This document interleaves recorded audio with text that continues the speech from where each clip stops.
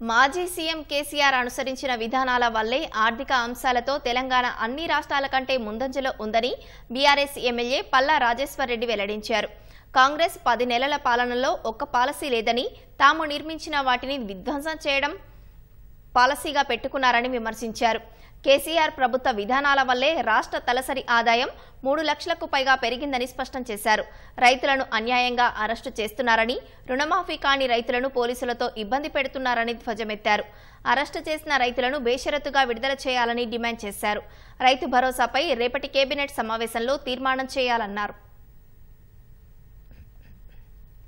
కేసీఆర్ గారి నాయకత్వంలో చేసిన కృషి, ఏదైతే పాలసీస్ రూపొందించిన పాలసీలు, వాటన్నిటి ఆధారంగానే అన్ని రంగాల్లో కూడా, ఐటీ రంగం, వ్యవసాయ రంగం, అన్ని రంగాల్లో కూడా ఇవాళ తెలంగాణ నెంబర్ 1 గా ఇలా భారతదేశంలోనే ఉన్నది.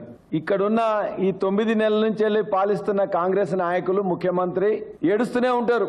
రోజు అప్పుల్లో ఉన్నది, దివాలా తీసింది అనే చెప్పే ఏడుపుగొట్టు మాటలతో ఈ యొక్క తెలంగాణ రాష్ట్రాన్ని బ్రహ్మాండంగా నెంబర్ 1 గా ఉన్న దాన్ని పాతాళానికి తీసుకుపోయే విధంగా వీళ్ళ యొక్క మాటలు, చేతలు. 10 నెలలైనా కూడా ఒక్క ఆలోచన విధానం కూడా ముందుకు రాలే, ఒక్క పాలసీ కూడా రూపొందించవల్లే, ఒక పెట్టుబడి కూడా రాలే. మేము పాలసీలు రూపొందించి అద్భుతమైన కట్టడాలను నిర్మిస్తే ఇవాళ పాలసీలు లేకుండా మేము నిర్మిస్తే వాటిని విధ్వంసం చేయడం, ఇదే పాలసీగా పెట్టుకున్నారు.